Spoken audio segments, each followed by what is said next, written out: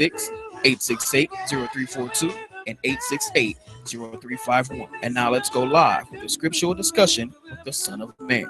In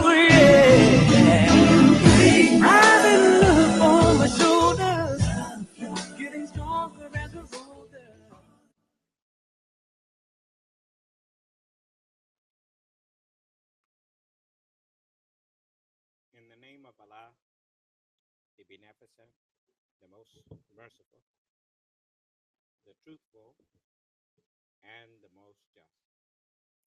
Again, I greet you with the greeting words of peace from the Lord of the worlds. May Allah's Salam Alaikum.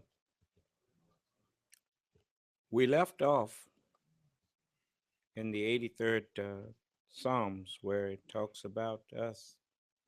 And I was telling you how the Honorable Elijah Muhammad, he taught us to respect the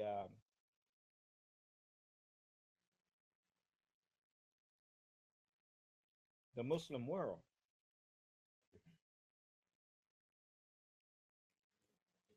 There was a time when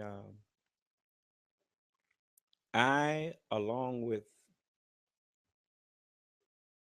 most of the members of the Nation of Islam,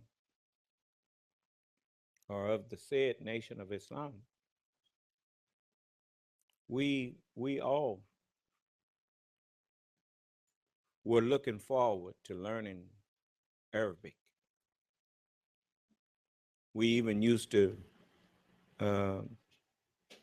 ignorantly say that that is our mother tongue, when that's the farthest thing from the truth. Arabic is not our mother tongue. Your mother tongue is whatever language you've had since birth, your first language. You know, that's your mother tongue. But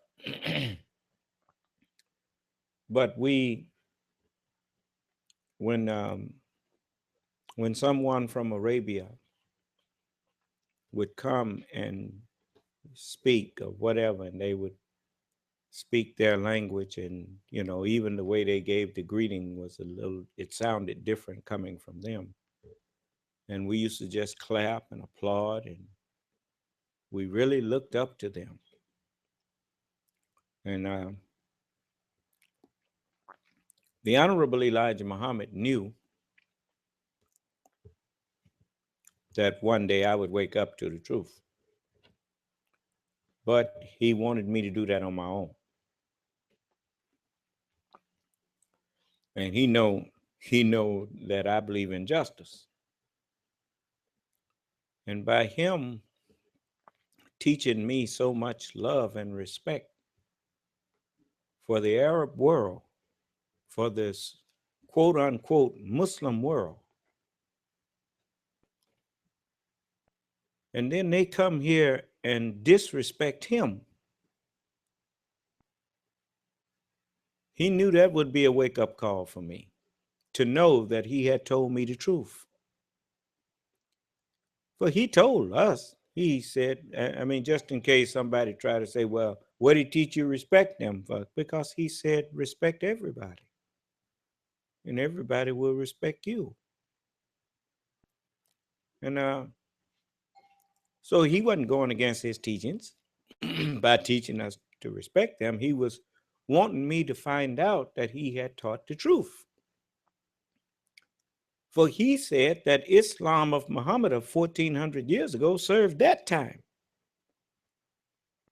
Okay, when they had a chance, when the door of our temples was open to them, for them to show us that they truly were Muslims, they failed the test because they disrespected what Allah brought to us. Prophet Muhammad never taught that. Prophet Muhammad never told people to throw away. He didn't go to the people who call themselves Jews and the people who call themselves Christian and tell them to throw their books away and to throw away what Jesus and Moses had brought them. when they tried to make him a judge between them, he asked them, what is written in your scripture? And then they would tell him, and he said, well, believe in that which have been revealed to you from your prophet, from your Lord. These people came to our temples and did to us what they wouldn't dare let you do to them in their mosque. They came to our temples that was set up by the Honorable Elijah Muhammad, built by the Honorable Elijah Muhammad, and dared to tell us that the Honorable Elijah Muhammad was not a messenger of God and that he was not teaching true Islam. If you went to their country and went into their mosque and insulted Prophet Muhammad, you wouldn't walk out of there. You'd be carried out of there to some place and dumped in a hole. But we are not murderers. The Honorable Elijah Muhammad didn't teach me to murder people simply because they said something hateful about him. He taught me, look, he said, look, son of man, if you want to talk to Allah, then you read the Holy Scriptures. Read the Quran and read the Holy Bible. He didn't say it like that. He simply said, read the Quran. Because the Quran opens up telling me to go read the Bible. Because it says this book is a guide to those who keep their duty and who believe in the unseen, and goes on to say, and who believes in that which is revealed to Muhammad and that which was revealed before Muhammad. You see. So I got the message. And so when I hear people say hateful things about the Honorable Elijah Muhammad, it annoyed me because I was a child, and no child like to hear you talking crazy about his parent. And I hear people say hateful things about Jesus. It annoys me.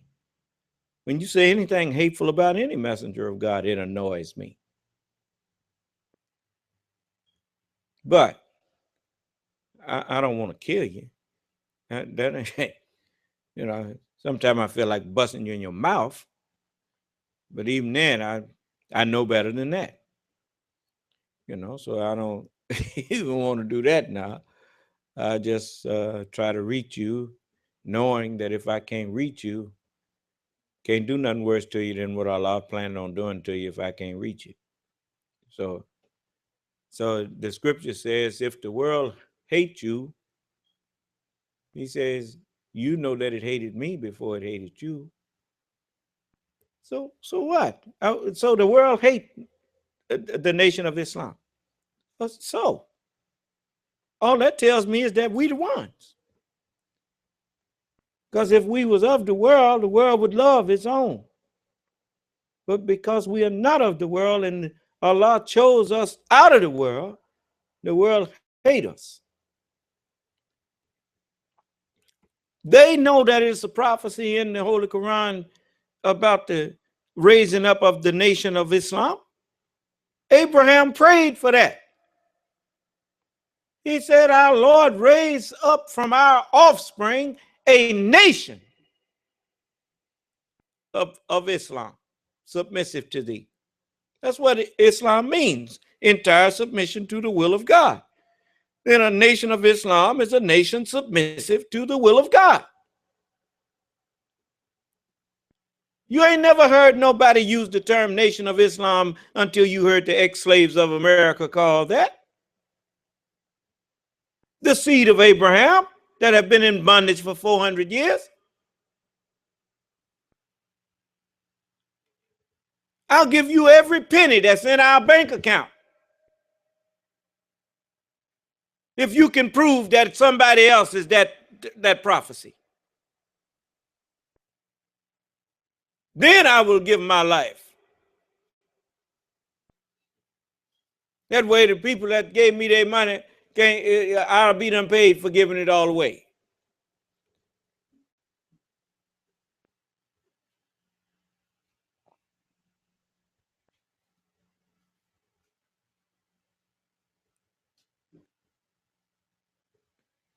So that's what you're paying for now. We accepted you. And you tried to tear our house up. You tried to destroy us. You tried to cut us off from ever being a nation.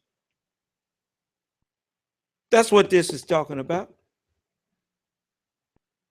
In the 83rd chapter of Psalms, we wrote what you did before you did it. You took crafty counsel. As is written, it says, they have said, come and let us cut them off from being a nation. Got them all on, go on YouTube and look at the people that say the Nation of Islam is not true Islam. Go on there.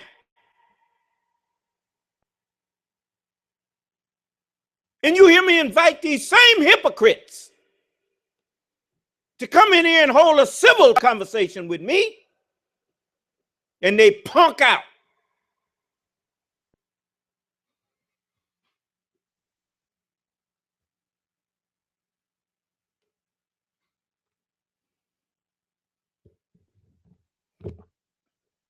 Hateful people. The Honorable Elijah Muhammad didn't ask them to give us nothing. He asked them to loan to help get us up.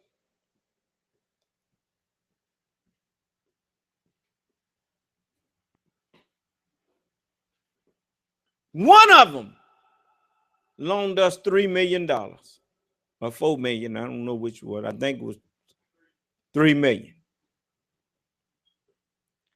The Honorable Elijah Muhammad said, when you heard of the Muslim country, talking about Gaddafi in Libya, he said, when you heard of the Muslim country loaning us $3 million, he said, they didn't give it to us, they loaned it to us. He said, that was like a man loan you $3 when you needed 100.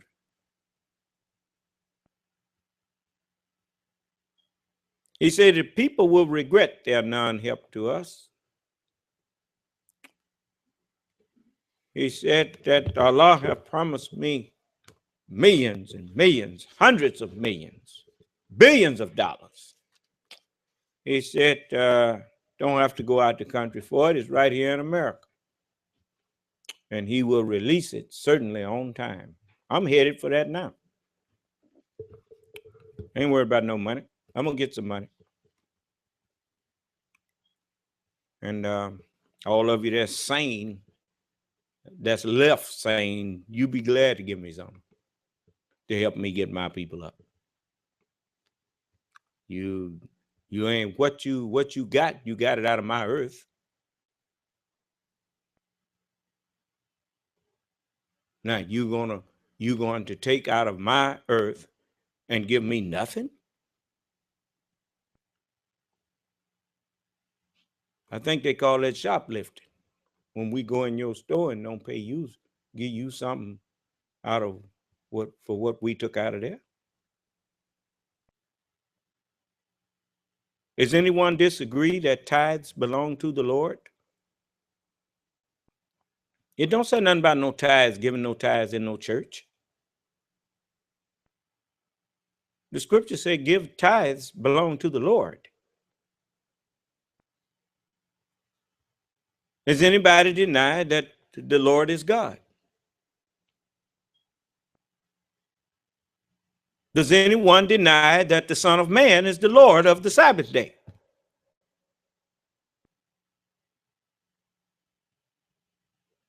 Yeah, okay. As long as you know. All right.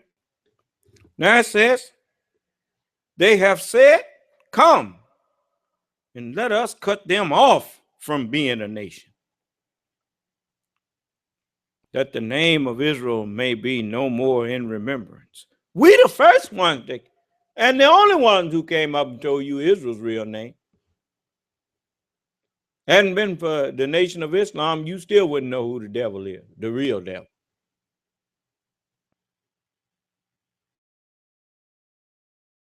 That's why they wanted to get rid of us. Yeah. But that's a fool's errand that you on, thinking that you can get rid of something that God say he bringing into being. If God say he's finna establish a thing, the last thing you want to do is talk about you gonna get rid of it. You on the wrong side of that one, boy. Here you go, brother. So we're not a people who just say stuff. We proves what we say. Does anyone disagree that I proves what I say? Huh? The messenger told you that I would come out myself. He said that if the God of truth that we believe in will not defend our truth, and the author of wickedness and liars are going to triumph over the truth, it had been better that we believed in lying if the liar going to triumph over the truth. But then he said, but he comes out himself to be the champion. Comes out himself. All of them told you that the Lord himself was coming. Then why are you surprised that the Son of Man himself is standing here? And I too was dead. I was wandering around, didn't have no understanding.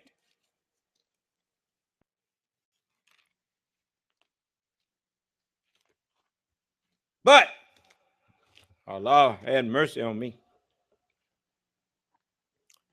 He sent Elijah to raise me from the dead.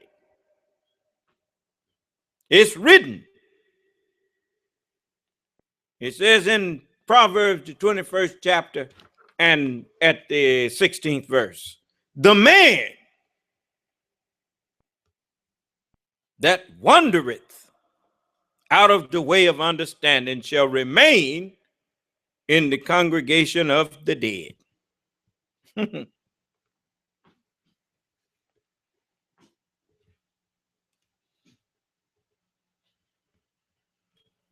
Yep.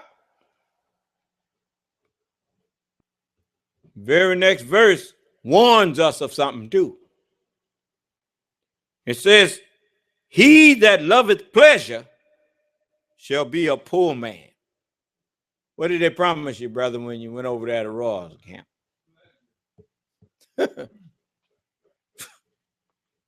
Spending your money and riotous living and having a good time. Yeah, you better spend your money on something that's going to bring you back some value other than talking about how a good time you had. Huh? So it says, and he that loveth wine and oil shall not be rich. Huh? That's true. You like to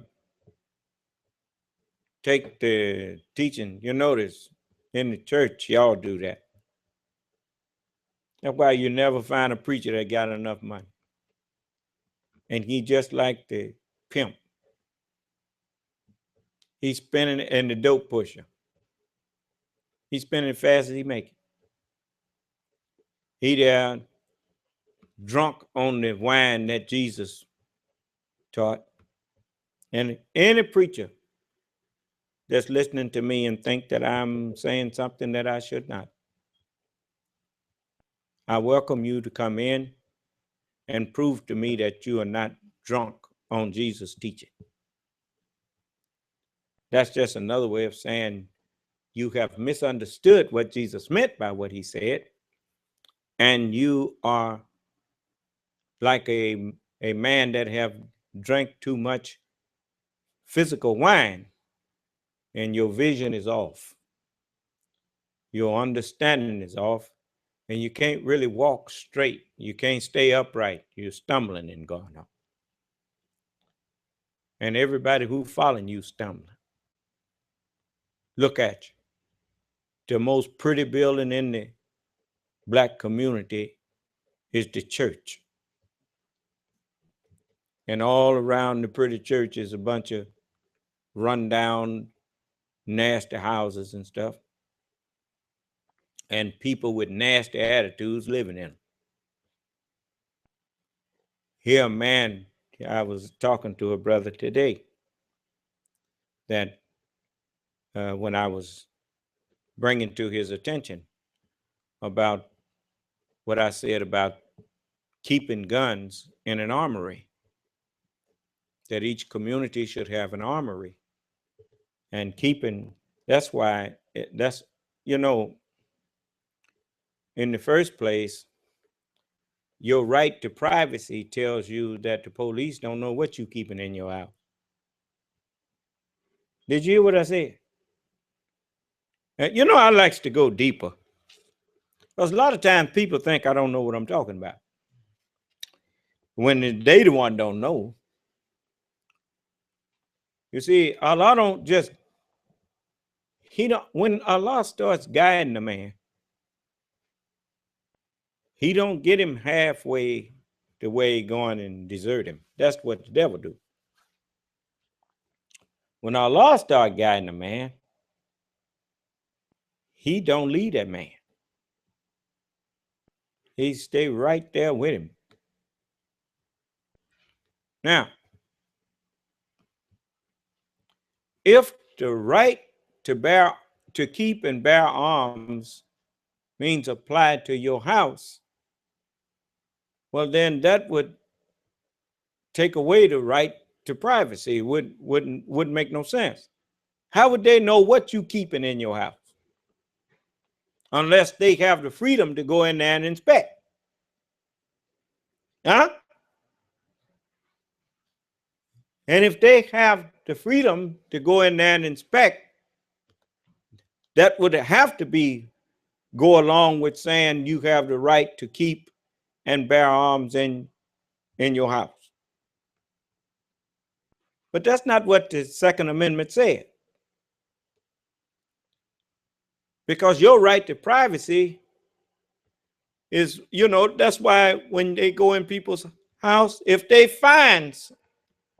he have a search warrant, and I don't know how it works now, but if he in there for a specific thing, which is what the warrant gives him a right to look for, because your right to privacy is being invaded here. And that's a slippery slope. So that he could tell the judge, well, judge, I think we got reason to suspect that he got a drug lab in there. All right. You go in there and you look for that drug lab, and if you don't find that, you come on out of there. Do you understand? Ain't no drug lab in no dresser drawer. Do you understand? And so, you know, you go find the lab, then we give you permission to tap the house and see what you can find that's related to that. Do you understand? If you don't find the lab, get out of the man's house. Right? Okay. So when it says the right to keep and bear arms, you don't have to wonder what that means. All you have to do is go to a military base and they show you what to keep and bear arms mean. Every community has a right to have its own armory, a place to keep weapons.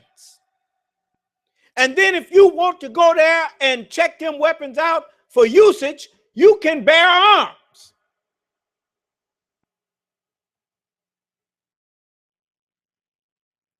Am I misinterpreting that? Come in here and tell me I'm misinterpreting it. And then tell me that the founding fathers had in mind that everybody should have weapons all in the house and all that kind of stuff, and condone these youngsters shooting each other and killing each other. And every time you look up, somebody getting shot with a gun that wasn't properly kept.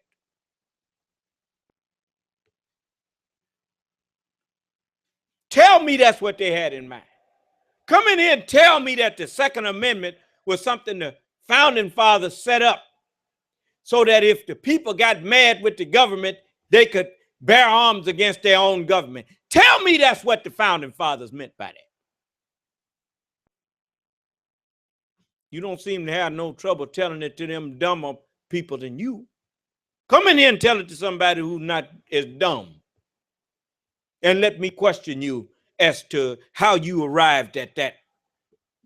What government, what man that believes in his own government and a government established by the people tells the people that if you don't like something going on with the government, then you can lift up arms against your own government?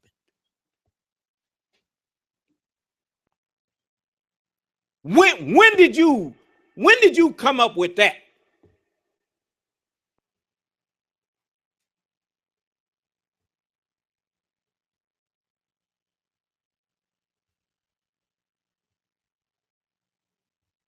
A militia is another force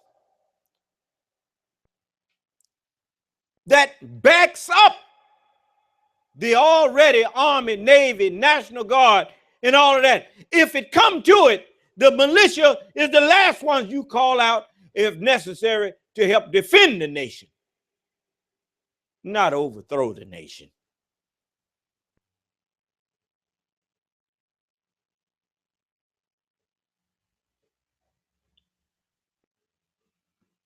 You're a bunch of liars.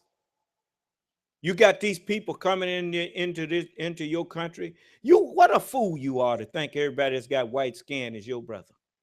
White man, I thought you had better sense than that. Because you showed me that everybody in black skin ain't necessarily my brother. That's a two-edged sword, man. You better wake up. Was Hitler your brother?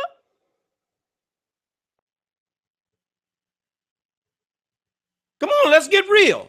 Was Hitler your brother? With what he had planned, was he your brother? Or are you glad that you and your other brother over there in England, put a stop to what he was doing? Or did you really put a stop to it? You got a Nazi party going on right here in America. The Ku Klux Klan boasted that they in the police force now.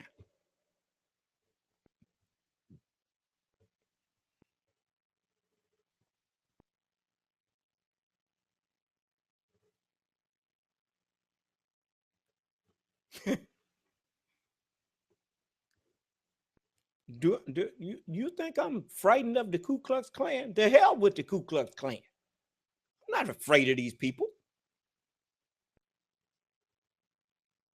You're going to find out who's supposed to be scared of who before it's over with.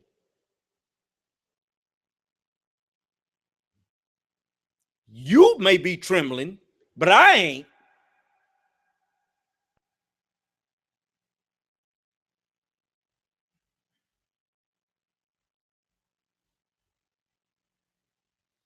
See, I don't have to hide behind no sheet or no nothing to come out and speak the truth that I'm speaking. You come out and say publicly what it is that you saying in private, and just about everybody that's following you, if you get in a conversation with me, the people that's following you will realize how dumb you really are, and they will get out from behind you.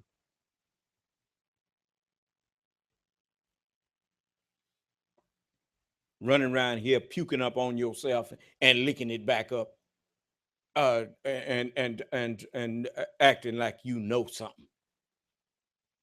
Calling the black man inferior to you. Well, ain't you something?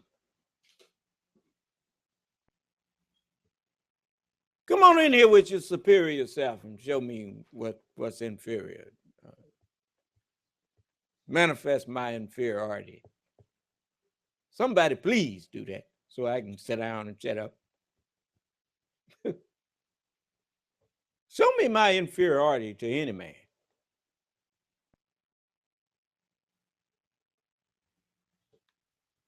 All you got going for you is terrorism. You terrorize ignorant people, making them think you got more power than you really have. That man ain't got no power to kill nobody, but what God gave him for a limited time. And if you stand for right now and you stand up with me, he can't touch you.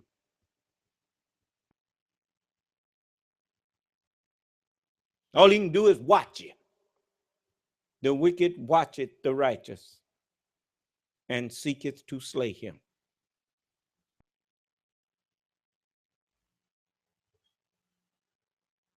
You stand up with me. That alone put a stop to what he doing. I'm just telling you now. I'm telling you right. The Honorable Elijah Muhammad said it like this. He said, our unity will be the shot that's heard around the world. That's right. In order to know what that's talking about, you have to remember the Revolutionary War. The first shot of that war was the shot that was heard around the world. Why? Because it signaled the end of the tyranny of England over the colonies and the birth of a new nation that would soon be a world power. So that was the shot that was heard around the world. Do you understand? So you won't find in the white man's books the things that I'm saying. He wouldn't teach this if he knew it.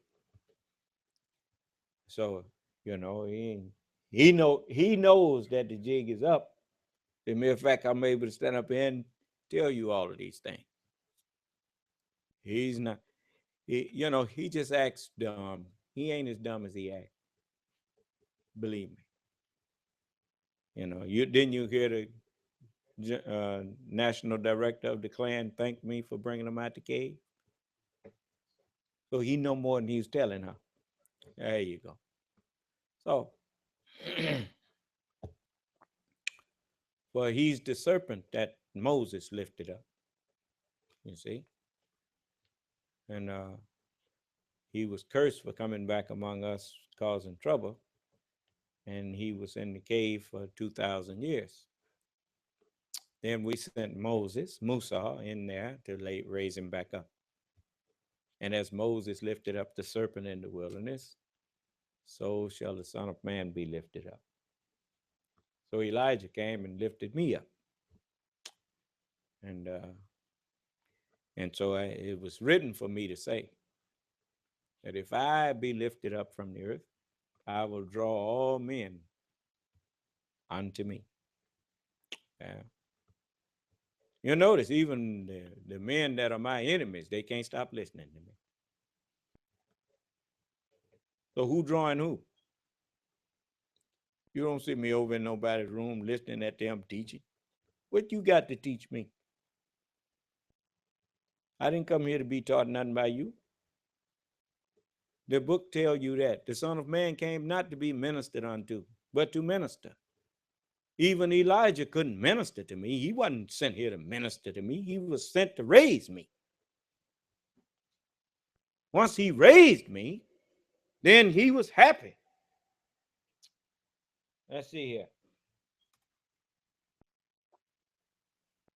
I might have it right here. Just give me a minute. And we'll see if I can bring it up. How beautiful! Barcelona, he, you come out of the college or out of the university, been teaching us all our life. Put him on a crown. Kingdom. Yes, sir. Okay. Put it on, bro.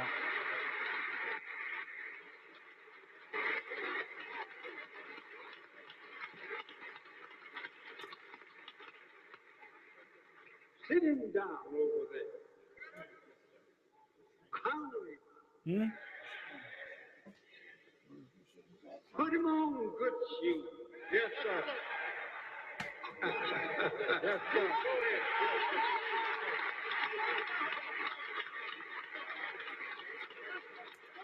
The wonderful thing about things not being like they should,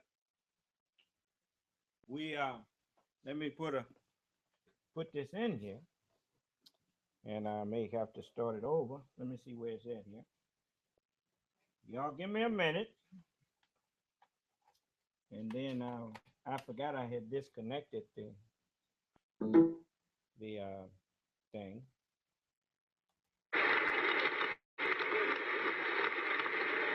Get up, brother. And recognize.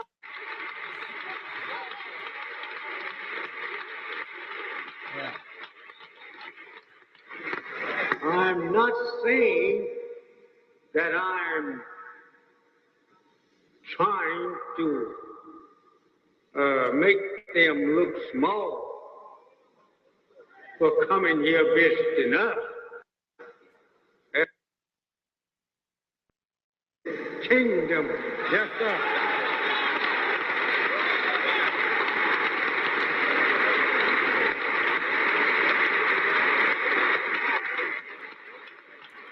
Now, what you are about to hear and see the messenger talking about, didn't nobody know what he was talking about but him. I didn't even know at the time. But you listen to him closely, and you will hear him recognizing that I was no longer dead, and that his mission was complete. And he, after he said what he had to say about me and putting the crown on me, he turned around and looked at the officials there and said, "This is it." They didn't know what he was talking about. And I'm going to let you hear him. He's going to even talk about when he said, "Put him on good shoes." That's over there in Ephesians. Most people don't know what he was talking about. But he was talking about what it says in the 13th verse of the 6th chapter of Ephesians. It says, "Wherefore, take unto you the whole armor of God, that you may be able to withstand in the evil day, and having done all, to stand." Yeah. "Stand therefore, having your loins girt about with truth." Just like your physical loins is in that sack there, and it's got them two spheres there. Inside of your brain, inside your skull, you got two hemispheres there. that need to be clothed with truth. And so that was just a metaphorical way of talking about what you need in your brain. Stand therefore, having your loins girt about with truth, and having on the breastplate of righteousness, and your feet shod with the preparation of the gospel of peace. Put them on good shoes. Yeah. You want what kind of good shoes? Good news. That's what gospel means. Good news. And to walk in Jesus' footsteps, to walk in Moses' footsteps. You know, people say, I don't know if I can feel them shoes. Yes, very few people can feel the shoes of the prophets. But you know how sons do. Sometimes sons, even before they can really fit them shoes, they go put them on and go clopping around in them. Is that right? So even before I could fit them, I used to clop around in them. But now they fit me. The good shoes of the messengers of God fit me now. I'm one. Oh, praise is due to Allah. I'm a happy man. So I let you hear the messenger talk about me, even when I was the baby then. And I didn't know he was talking about me.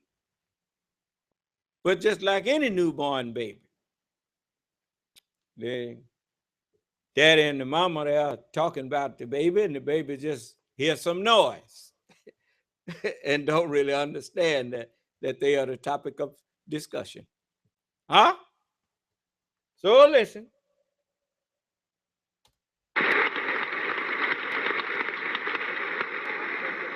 Sit him down over there. Crown him. Put him on good shoes. Yes, sir.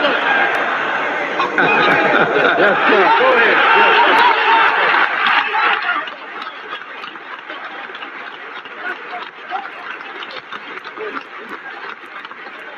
Get up, brother. And recognize your brother that was lost and is now found. Yes, sir. Yes, sir. Get up. Give him a place at home. Right. Yes, sir.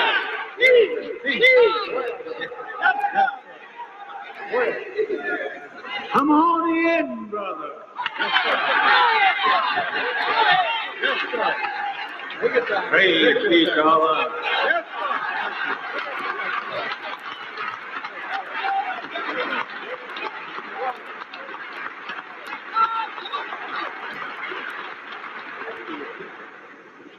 He was lost. Now he's found. Yes, sir. He was dead. Now he's alive. Yes, sir.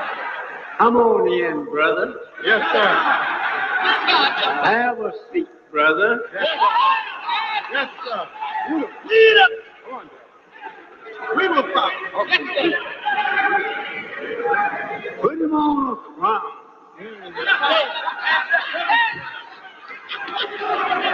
What? Yes.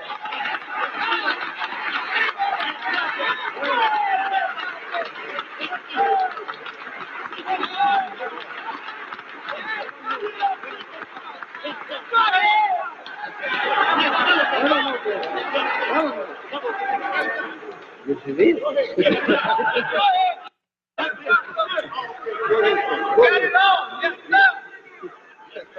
This the coming of God, and is now found. Yes, sir. Yes, sir. Get up.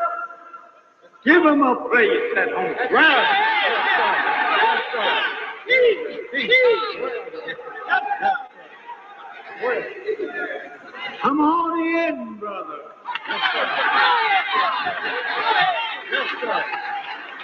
Praise be to Allah.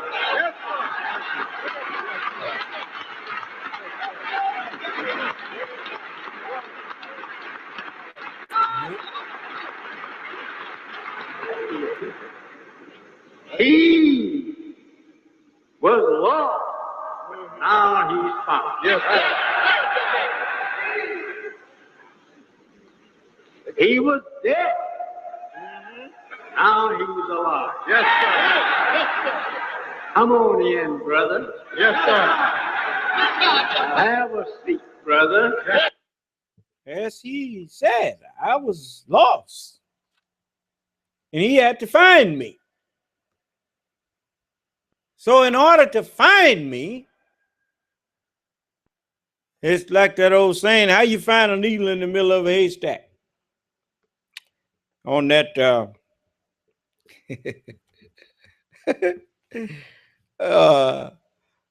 on the Avenger, that one Ultron,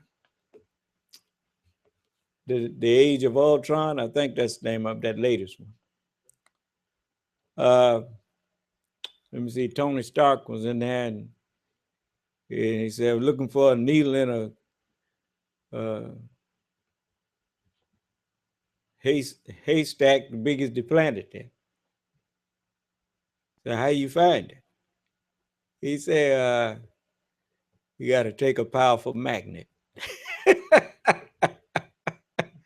The Honorable Elijah Muhammad had something, a teaching that was a magnet to me. All he had to do was put ministers out there, and he made lots of ministers. He said, I need 1 million ministers. he said, I'm not trying to stop you from preaching, Reverend, but I want to give you the right text to preach. And he knew that the teaching that he had would attract the Son of Man. And he did. And so he set up temples in the major cities. And he never told nobody that he was what he was really doing, looking for one man. He just hinted at it. He said, if I have 1 million ministers helping me, he said, they are just helping me. He said, but I'm the only one that Allah will hold responsible for you not getting the truth. Most people don't think deep enough to look into what that was saying. But the Honorable Elijah Muhammad was saying to me that all these ministers you see out here, they helping me. Said, but if you don't get the truth, Son of Man, I'm the only one God gonna hold responsible. And so he made sure that if they got up on that rostrum, they said what they heard him say and the way that they heard him say it. Because that was the magnet that drew me. I remember this one minister used to, when he'd be talking about the messenger, he say that the Honorable Elijah Muhammad is like a magnet. Well, that's the truth. He knew that the only one that would be drawn to that teaching and would not ever walk away from it, but would grow in it and then walk out of it and make steps on his own, he knew the only one that would be able to do that is me. You see, as he said to me, he said, this was in 72 when he was talking to the people. He said that if you are able to walk out of, first he said to me, if you're able to walk out of what I'm teaching, then you will have to make steps on your own.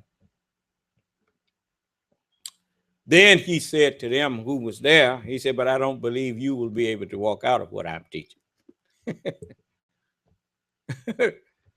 Well, that is the same as talking to a baby, that if you can get out of this walker here, walk out of this walker here that I got you in, then you better make steps on your own.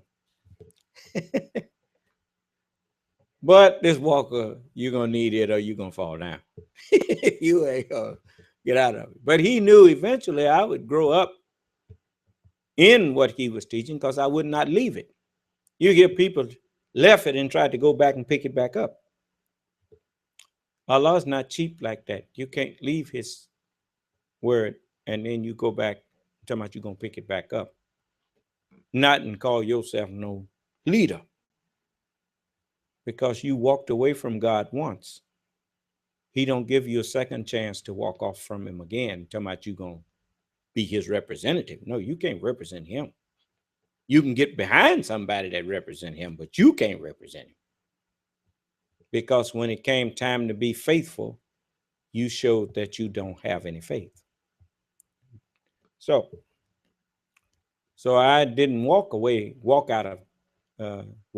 from the teachings. I grew up in it and walked out of it. And I can go in and out of all of their teachings and find pasture, just like Jesus said. You don't want to come in here calling yourself arguing with me with what the Honorable Elijah Muhammad taught you, because you're just a dead loser. You ain't got nothing to argue with me on. If I hadn't just explained that to you, you wouldn't have knew what it was talking about. Sitting up there making all that noise, clapping and hollering and going on, and didn't have the slightest clue to what the messenger was talking about. And then he going to tell him, you have to pay good attention. But he tells him, he said, this is it. This is what? This is what I've been waiting on. My mission is done. That's what he was saying.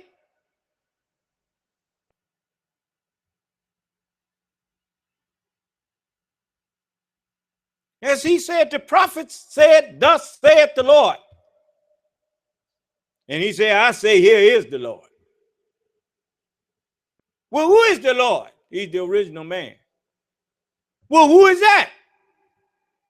You'll find out who he is when I let him go. The messenger was teaching on that was. He said, Moses didn't want to show off his mighty self. And he said, who shall I tell them sent me? He said, tell them I am that I am. And that have sent you. And he said, what is that? He was so mighty that he said, I'm not concerned about whether they know me or not. Just tell them I am that I am. And he said, and when I let go I am, you will know who he is. Yes, sir.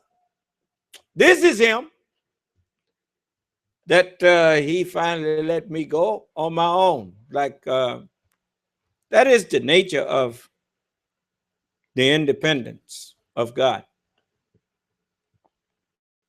Once the new one come, the old one, the one that was there before, is not allowed to teach him, because the wisdom that's in the new one has to be manifested. You see? And so the Son of Man came not to be ministered unto.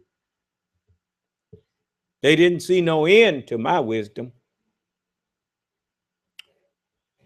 I take things that was right there in front of you that you didn't see no light in at all, I'd turn around and draw light out of it.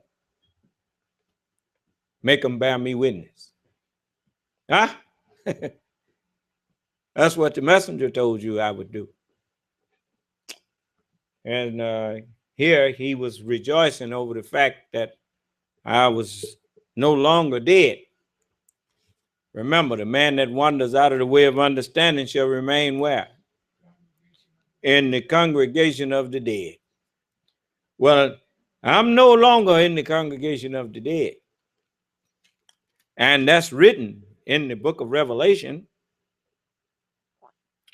Yeah, it takes some time to teach people. It don't take no time to stand up and hoop and holler, but people get tired of you real quick after a while. They say, all right, now you need to wind that thing down. I got to get out of here. Why? Because you ain't learning. They ain't learning nothing. You're just entertaining them. But entertainment gets old after a while. Learning don't get old. Because the nature of the brain of man is that it is always thirsty and hungry for truth. It's like the truth is like the well of Zamzam. And the teacher of truth, the truth is the water, and the man that the truth is in is the well. And no matter how much of that water you drink, you can still drink more because it's so light on you that it don't weight you down. You notice the more I talk, the more you want me to talk. Is that right? The one that said that ain't right, what you still listening for then? See, you can't fool me. You keep coming back in here listening. Ain't got nerve enough to go away barking, talk about that he ain't nobody. Well, what you keep coming back in for then? Well, anyway, the messenger, he was rejoicing over me being raised. But over here in the book of Revelation, it says in Revelation,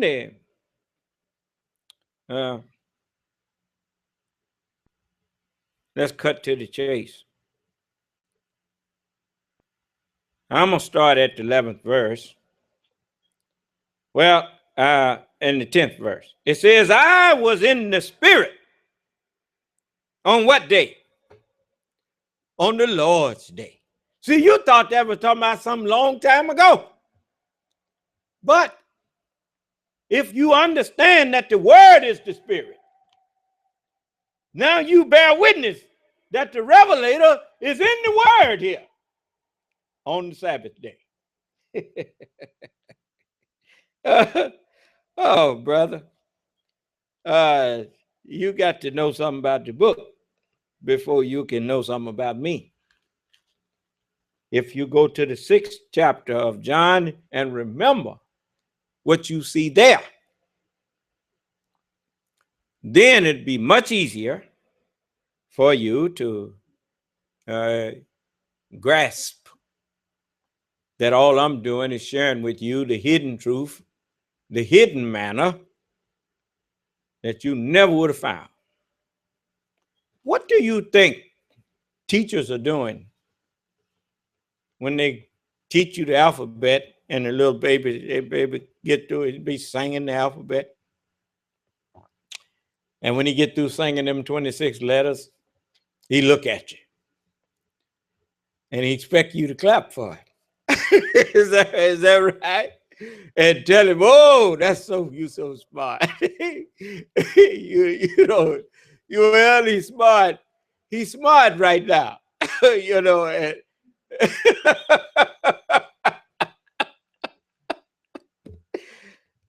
yeah, you give them credit, but he don't realize that you being kind.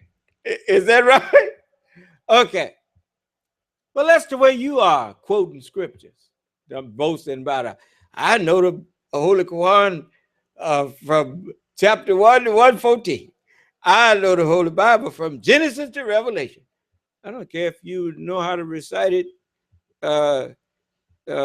forwards and backwards from Genesis to Revelation. You still don't know nothing because you don't understand what to do with it. Like the baby who knows how to recite the alphabet. He don't know that hidden in that alphabet is every word in the English language.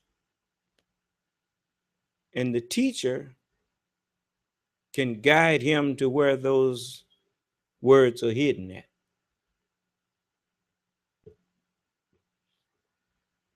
Guide. Guide.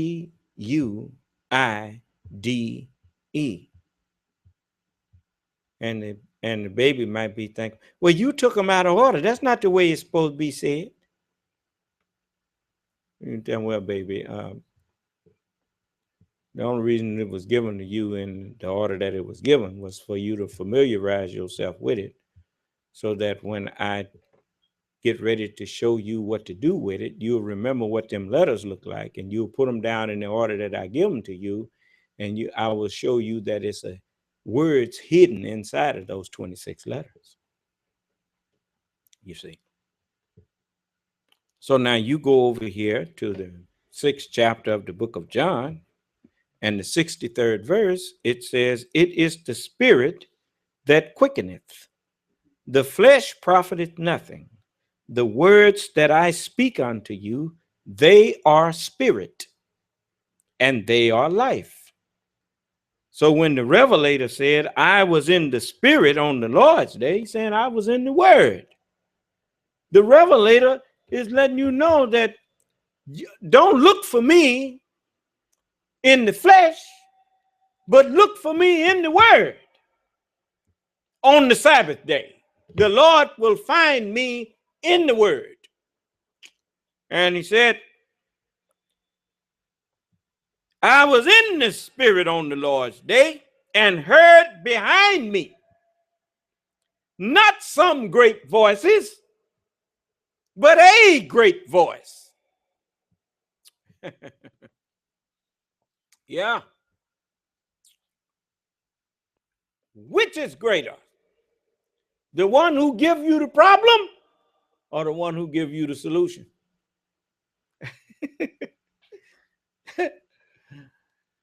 The prophets gave you scriptures, but they didn't give you the understanding of them. I guide you to the understanding of them. That's why he said, I heard a great voice. When he, the spirit of truth, is come, he will guide you into all truth. For he'll be the only voice talking. When other people used to stand up and talk, you used to hear 3 or 4 of them, and you say, I don't know which one of them to believe. You can't say that when I'm on there. Don't nobody else have nothing to say. They can't come in here and say, oh, what you just said about that, that's wrong. Let one come in here and tell me what I'm saying is wrong. Oh, they could say it if I wouldn't say prove it. Now you tell me what it means if it don't mean what I said. Then they start, well, couldn't it have meant that? There you go, couldn't it? That means you don't know. Did I say couldn't it? No, you didn't hear me say couldn't it. I told you what it meant. Is that right? Well, all praises due to Allah. So it says a great voice as of a trumpet. Why does it say as of a trumpet? It is because no matter how many instruments is playing, I don't care if all of them playing loud as they can play. When that trumpet hit his loud note, that trumpet's note is heard above all the whole band. Don't make no difference how many of them playing. That trumpet, it gets out there, brother. Huh? No matter how many people preaching. My voice is greater than all of them. You'll notice you don't hear now trying to compete with me. You used to throw people up in my face. You notice don't nobody throw nobody up in my face no more. Because they know I'm bound to say, go get him, bring him in here.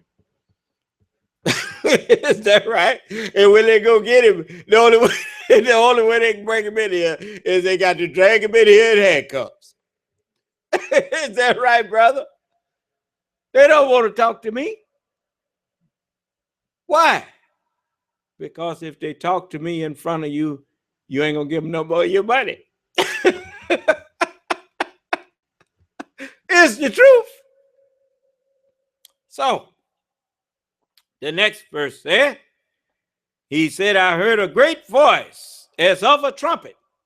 And he even tell you what the trumpet was saying, what the voice was saying.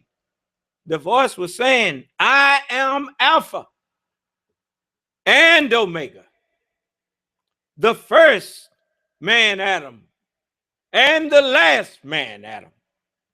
I'm a mixture of the two. That's where they got that character Ultron from. It ain't in the movie. They got that out of the book here, and heard me teaching on it. And then they come and put it in some science fiction, truth in a fictional way. And he's more powerful than all of them. And anyway, yes, sir. Revelation, the first chapter and 11th verse. I started at the 10th. I'm on the 11th verse now. Now you going to tell me where I'm reading from? What? Well, y'all something. You're telling me? You'll say 10? Oh, okay. All right. All right. It says, saying, I am Alpha and Omega, the first. See, I'm the only one that could have taught you this. Now let's see what the first is. Because you love to call somebody alive. You see, I know you. Go to the 15th chapter of Corinthians, 1 Corinthians, and go to the 45th verse. I'm doing you like the teacher did you when he was teaching you how to use the alphabet to spell words so you could use the language to convey messages, the written language. So it's written. And that's what the 45th verse says. And so it is written, the first man, Adam, was made a living soul. The last Adam was made a quickening spirit. Okay. Meaning a mind that's able to enlighten other minds. So it's written. It says, I am Alpha and Omega. This is back over here in the Revelation again. I keep forgetting you don't know where I'm headed. Go back. Now that you know that there was two Adams, take two to produce one, Okay. It says, I heard a great voice behind me as of a trumpet saying, in the 11th verse, I am Alpha and Omega, the first Adam and the last Adam. I'm the first and the last. I'm a mixture of the two. And it says, and what thou seest, write it in a book and send it unto the 7 continents which are in the earth. It says 7 churches. I'm just substituting continent for the church and earth for the Asia. That's what the name Asia means. It means earth.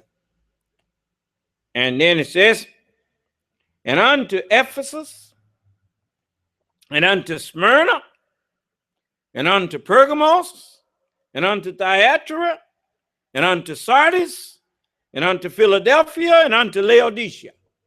I could have just as well said unto the Arctic, unto Australia, unto North and South America, unto Europe, and unto Asia. Same difference. the 7 continents. And Africa, excuse me. Yes.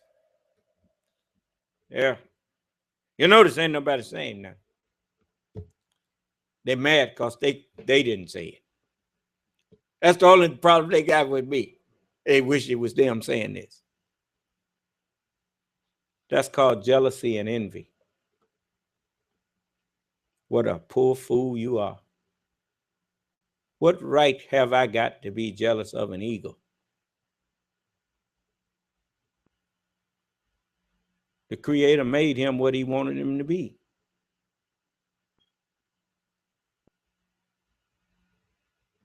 The intelligent thing is for me to be what the Creator made me to be and be satisfied to be that.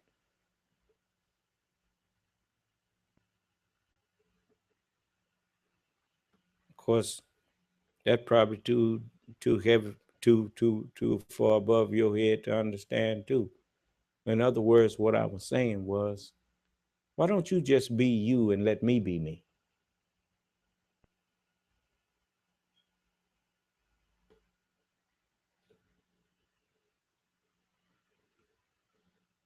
And if you would have paid attention when I'm teaching, you might have found that being you ain't so bad.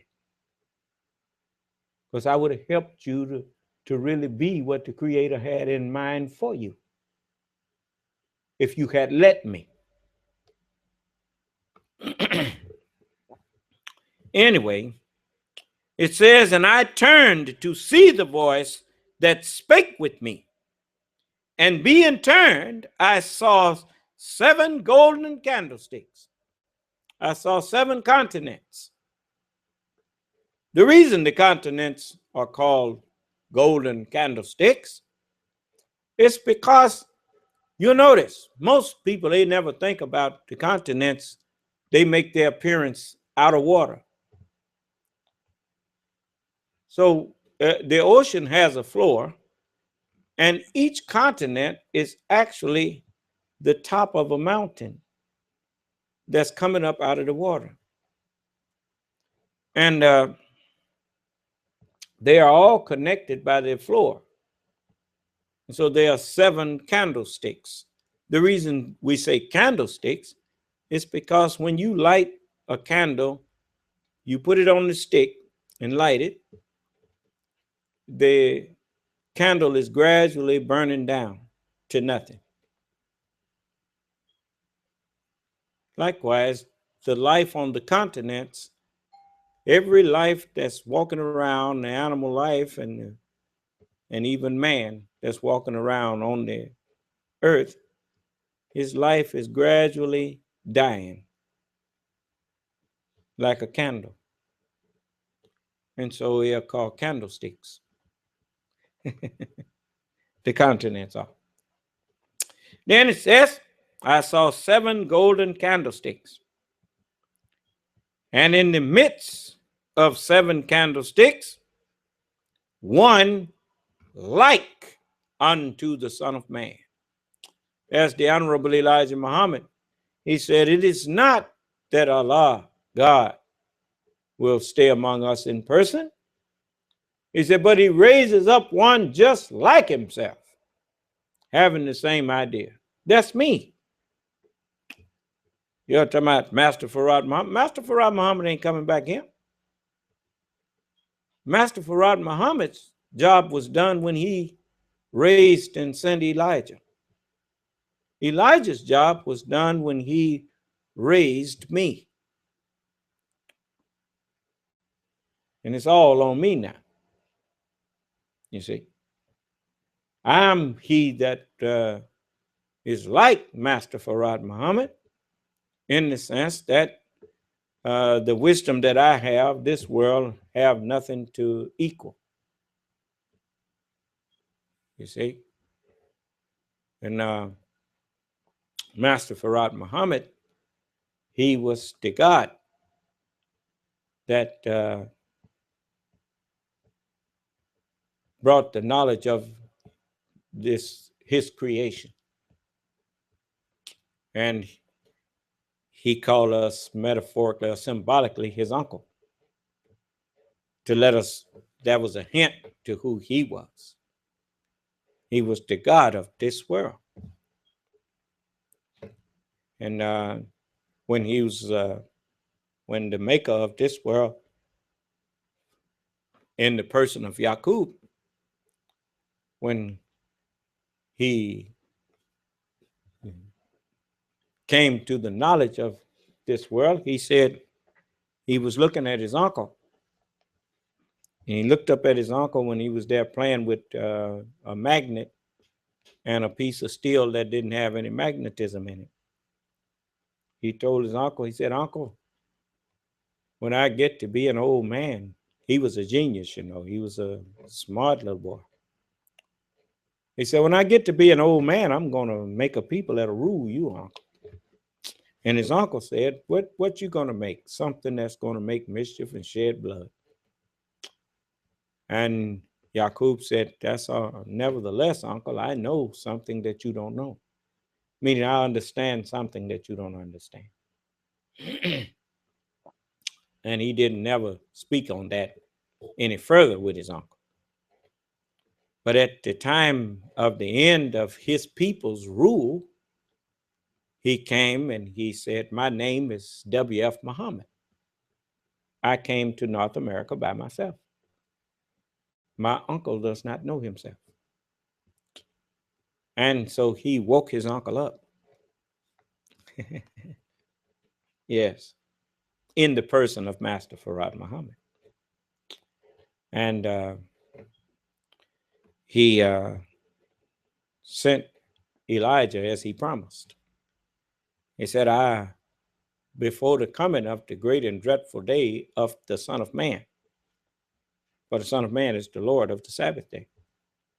And before the coming of that great and dreadful day of the Lord, I will send you Elijah the prophet. And so he found Elijah and began teaching him for 3 years and approximately 4 months. And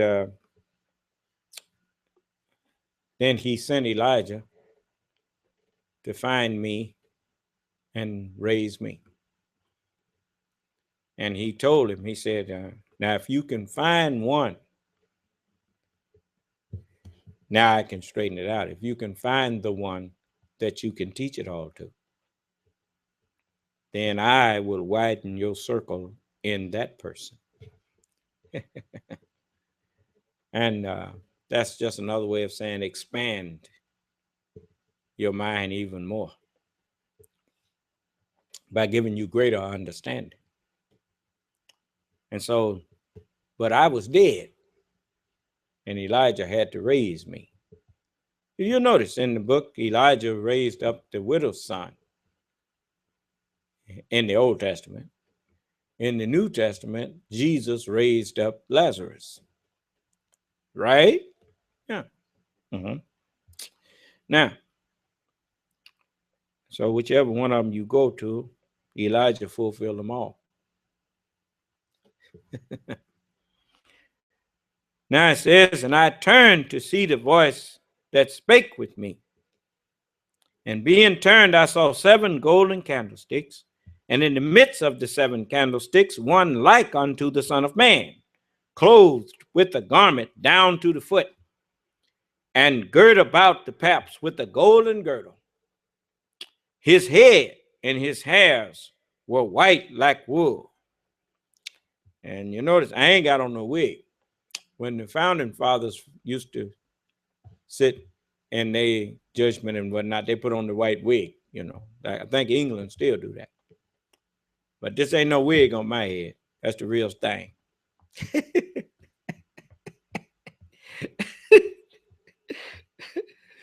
Then it says, that's just in case you wonder why I ain't got no closer haircut, because I wanted you to see that his hair really is white like wool. And then it says in his as white as snow, and his eyes were as a flame of fire. That is the messengers of God. the messengers of God, they were the seers, the prophets. A prophet is a seer. And that's why he said, and then I saw this and I saw that. He's a seer. And they are my eyes. I don't trust the sight of my own eyes. I trust their eyes. So my eyes is as a flame of fire. That's because they are my ministers also. They minister to me. They are ministering angels. And they ministered to me. You say, well, they ministered to all of us. Then how come you didn't understand it? If he was ministering to you, how come you didn't understand him? I'm the only one that they was ministering to. That's why it says the Son of Man came not to be ministered unto, because I already got ministers. The angels minister to me. He shall give his angels charge over thee. Yeah. So they got another movie that's out called the Dominion. It's on the Sci-Fi Channel too. And the little fella, Michael, was taking care of him until he reached from the time he was a baby. Son was trying to kill him. And then he grew up because he was the chosen one. All these movies is based on what's written in the Word of God. And now they listening to me and coming up with all these other stuff to show you they're listening to me. And then it says, his feet was like unto fine brass, as if they burned in a furnace. And that's the way your shoes look on your feet. And you have shine on them. Then it says, and his voice as the sound of many waters. Well, that's because I don't speak from one scripture. You notice the ocean is a body of water because it's the source of more than one river. So it's called a body of water. And it has a sound to it, even though a river make a little sound. If you at certain time you can hear it. It ain't got no sound like the ocean do. Yeah? Well, likewise, you notice you hear preachers and whatnot hooping and hollering and going on, but their voice ain't nothing like mine. I speak with all of the messengers of God's voices, and I make them all one, like the ocean makes all of the waters one. You understand? Then it says, and he had in his right hand 7 stars. And that is another way of saying that I have my 7 senses in the right hand member of my body, which is my brain. You have the 6 senses, but your 7th sense of spiritual reason that had not yet been given to you. And that was not in you, that's in the head. Do you understand? And so we have to put that knowledge in you. And as you will always see our face, as the book says, God shall dwell among them. He said, and I will be their God, and they will be my people. And it says, and out of his mouth went a sharp, 2-edged sword. That's the way the truth is. The truth ain't one-sided. The truth cuts both ways. It is not only for the one that you are speaking to, it also have to be accepted by the one who's speaking it, or it'll condemn him. Do you understand? The truth is a two-edged sword. And it says, and his countenance was as the sun shineth in his knowledge. Well, that's because the scripture is the Son of Man, S-U-N. And because the understanding of the scriptures in my head, then I make that which was written in the page, I make it shine. The light was shining in print in darkness, but the print couldn't explain itself. The darkness comprehended it not. This book don't comprehend the knowledge that's in it. So it had to be put in a man. So Allah said, Son of man, take that book and eat it up. Now you go and speak with the words that's in it. And as I speak with the words that's in it, then you discover that the light was shining in that print there. And you just didn't understand it. And so it says, his countenance was as the sun shineth in his strength. And when I saw him, I fell at his feet as dead. Compared to me, all of the messengers. Hello? Yes. Hello? What is it? Can you pray for me? I'm praying for you now. Did you finish? Yes, ma'am. I'm praying for you now, though. That's why I'm sharing the truth with you, so that whatever is ailing you, if you get behind me, whatever problems you having, and whatever sins you did to bring those about, that's all forgiven. You don't have to be grieving yourself over what you did when you didn't know no better. That's forgiven already. You don't even need me to pray for you for that. Allah didn't send me here to put you on a guilt trip. He sent me here to take the guilt off of you, to take the guilt off of everybody. Now forgive yourself and move on. If Allah had wanted us all to be just righteous, he could have did us like he done the birds. Gave them their nature, and then they'd have been on autopilot. But he didn't want no creatures like that. He wanted thinking creatures that he could walk and talk with, and live with, and that he could share ideas with, and they share their ideas with him. God wants to live with you, and he loves you.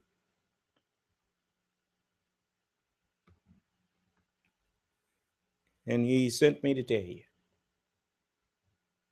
So just, of course, I always pray for you, my people.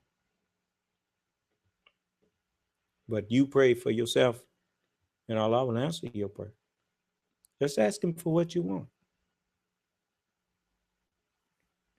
First thing you should do before you start asking for anything else, ask Allah for a clear mind to do righteousness. And once you have a clear mind to do righteousness, then you won't be winding up, standing up, praying, asking God for something he done forbid it. You see? So I want you to continue to just be in class. I want you to pay attention and learn. And don't be trying to teach nobody. If somebody have a question, you bring them to me, send them to me, my phone number. Matter of fact, just give them my phone number and be through with it. My number is 601-786-1332. That's my cell phone. 601-786-1332. My home number is 601-786-9742. My home number is 601-786-9742. 9742. And ain't no secretary going to answer and get talking about what you want and all that kind of thing. The only one to answer that phone is me. And so, and I will tell you, all of you right now, if you have some questions for me that require me to go in scriptures and teach you or whatnot, if you call me privately, all I'm going to tell you is when the next class is, and you come to class and ask your question in the class so everybody can learn. So I don't do private teaching. That way people can't claim that I said something I didn't say. If everybody heard me, everybody ain't going to lie. So, you know, but when people wasn't around and don't know, they can come out and just lie and say all kind of stuff. And like all them 50-something women lying on Dr. Bill Cosby. You know, where they messed up is they brought too many of them out there.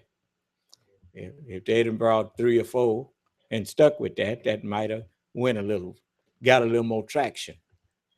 But when you start talking about 50 and 100 women and all of them didn't report nothing, well, y'all lying. It's just all of you and then nobody report nothing.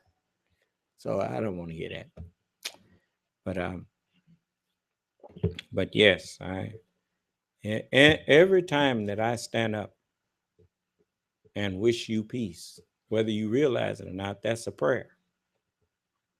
When I say, may Allah's salam alaikum to you, what I'm actually saying to you is, may God's peace be unto you. Well, how you going to be at peace if it's something that's breaking your peace or something that you need that you ain't got? So when I ask God to grant you his peace, that's a prayer that you get what you need. Do you understand? So you don't have to, that request has been answered before you asked me to pray for you. I pray for you all the time.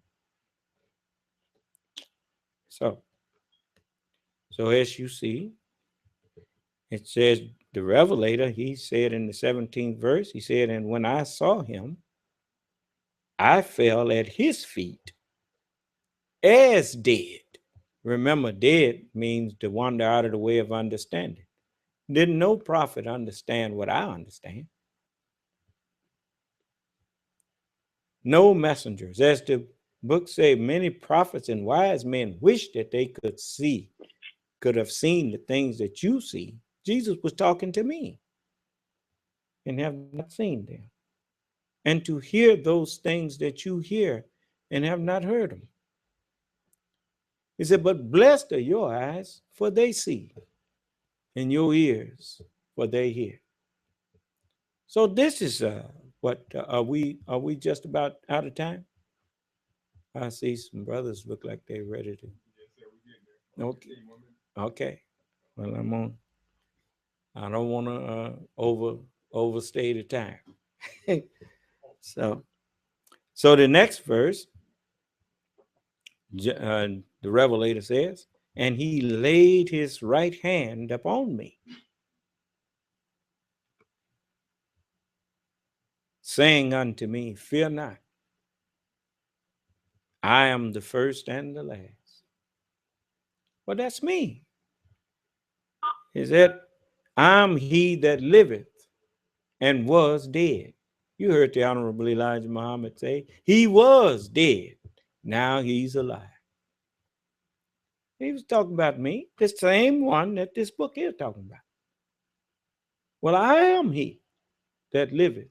I'm he that understands, and at one time didn't. He says, and behold, I'm alive forever more. Well, that just means I'm learning more and more and more. Ain't no limit to what I can learn. I'm just alive more and more and more. I understand more and more and more. And it says, amen, so be it. That's letting you know that's a prophecy there. And it says, and have the keys of hell and of death. Misunderstanding is hell. I have the keys of hell. When you got a map and ain't no key to it, you can't understand what the map is trying to say to you. But so that map is a hell of sort. But when someone come with the key, they start explaining the map to you, just like I'm explaining the scriptures to you. I have the key to it. And it says, I have the keys of hell and of death. For misunderstanding is the hell to man. And when you misunderstand, you in the congregation of the dead. Then that's what put you in hell. You misunderstand. They call the grave hell, you know. And there your worm don't die. It just eats you up and keep on going. Their worm dieth not. And the fire is not quenched. Yeah. All that have significance. So it tells you the next verse. It says, write the things which thou hast seen, and the things which are, and the things which shall be hereafter. Muted. Saying, write those things down.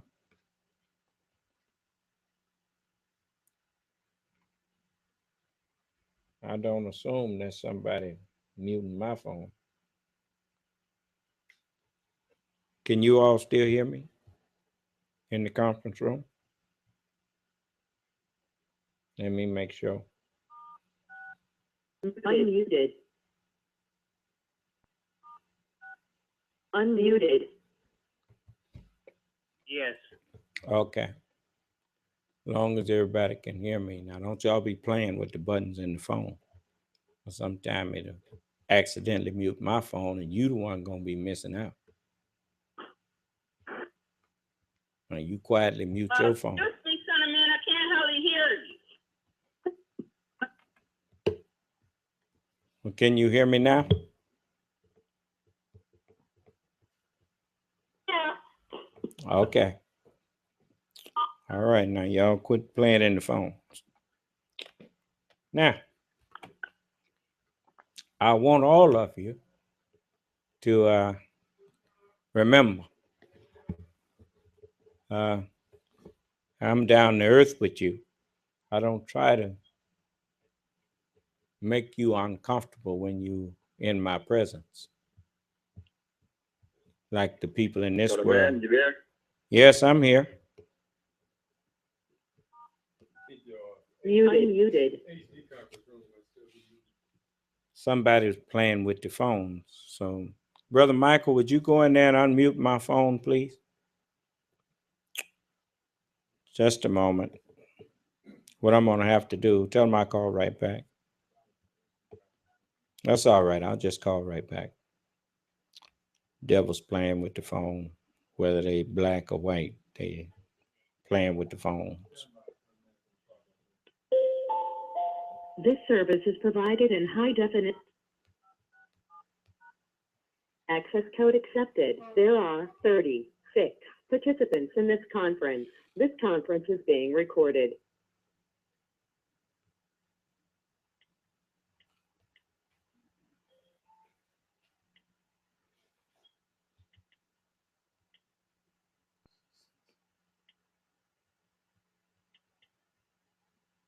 Just a moment.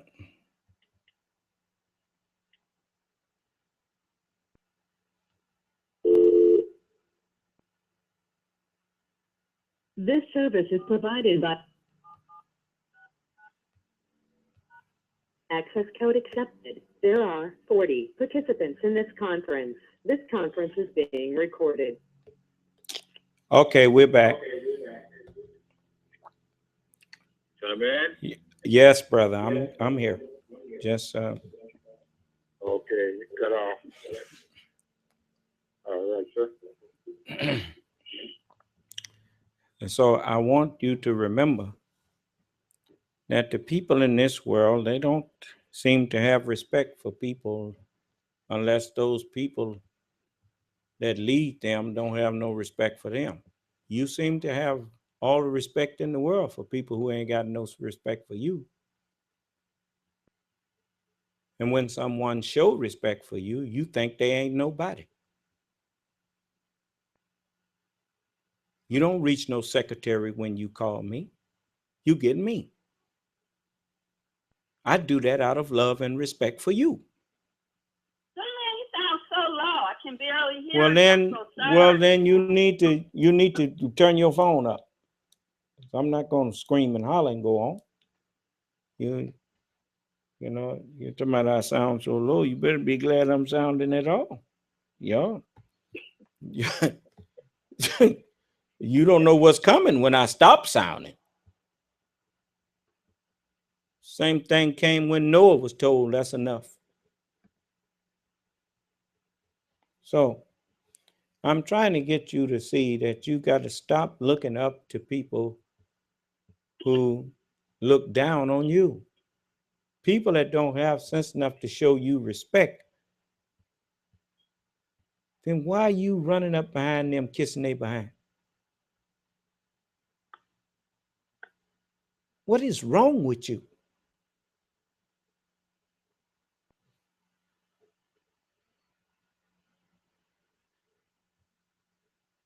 When people don't show you the same courtesy and respect that you want to be shown and that you show to them, stay away from them.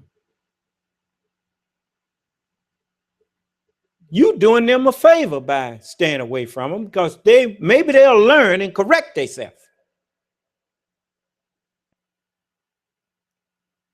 Falling all over yourself for somebody just because they got a lot of money.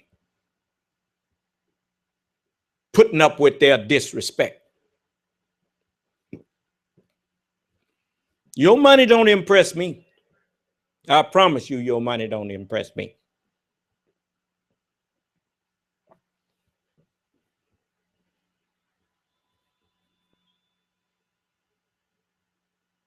Your money gonna get you hell. That's what your money gonna get you. Running around insulting people and know you're insulting people and ain't got sense enough to apologize and correct yourself just because you got some money. You are a fool.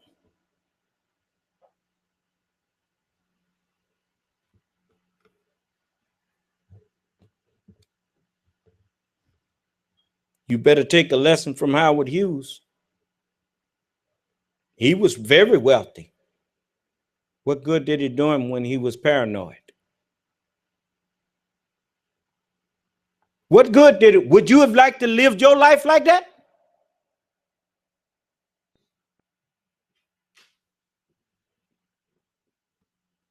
All right. I'm going to put a pin in it right there. May Allah bless us all, keep us safe and in our right minds. So I know you have me here all night if I let you. So and I don't blame you. Because I didn't never get tired of hearing the truth. I used to hate to see the meeting end. So I was sitting there just as at peace, comfortable. Didn't have to do nothing but listen to my leader and teacher. I was happy. So. Excuse me, gentlemen, I have a question. So what? I have a question to ask. Wait until what is your question, ma'am? Remember when you was talking about the serpent? I still don't understand that. Was it a snake? A serpent is a water snake. So that water snake could talk back in that time? Yeah, the water snake talking now. What you think your brain is? Your brain is submerged in water. And sometimes shut up and listen. Was it a person that had a brain? You know, the reason you can't learn is because you ask a question and then you don't pay no attention when somebody's still talking, answering your question. Now, when you ready to, no, I'm gonna stop right now. Okay. You know, I'm not here to play with y'all, and I'm not here to let you play with me. Don't ask me a question and then while I'm talking to you, answering your question, then you cut me off trying to tell me what something meant. Well, if you knew what it meant, what you asked me for?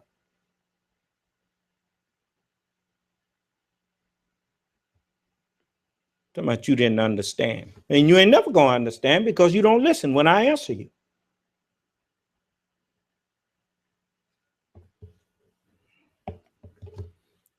Now, what was you asking me, brother, about? Reminding you, said you wanted to say something about men and women who say they're men and women, but don't act like it. You talking about you a man and a woman and leaving yourself in a position of begging other people to provide your necessities of life. And when somebody that look like you try to get you to man up and woman up, then you cuss them out while you sitting up begging white people for everything. That stuff done got old, man. The white man ain't to blame for our poverty now. We to blame. Knowledge have come to you. Leadership have come to you. All you want to do is sit around and whine about what somebody done to you. It's an old saying. If you knock me down, shame on you. If I lay there, shame on me.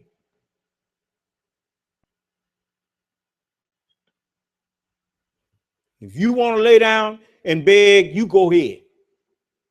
Those of you who ready to get up, you follow me. Am I clear? All right. May Allah bless us all and keep us safe and in our right mind. May Allah's salam alaikum.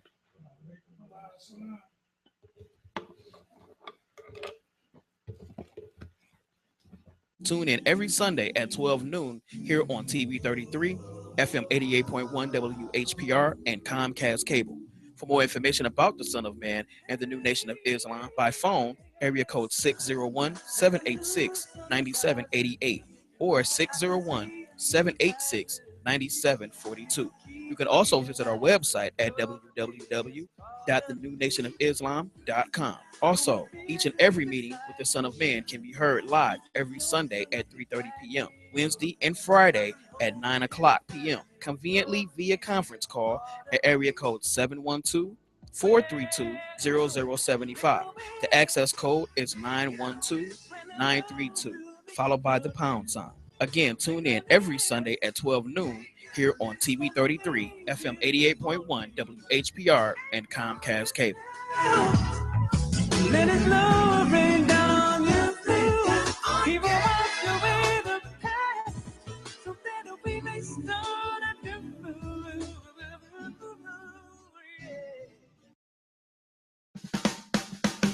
You're watching W33.